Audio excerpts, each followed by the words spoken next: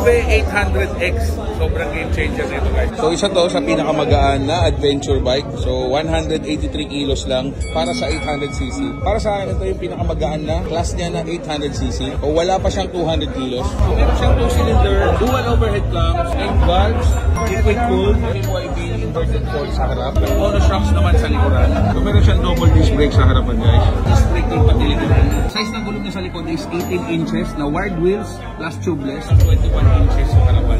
So naka-projector headlight siya guys. Adjustable ang kanyang mga levers. Meron siya guys na napakalaking TFT display na parang kala mo meron kang iPad sa harapan. So meron siyang fuel capacity guys na 20 liters. Ang fuel consumption na 21.3 km per liter. Ground clearance na 275mm. At syempre 875mm na seat height. Sobrang baba nito guys para sa 800cc. Ang timbang lang nito is 183 kg.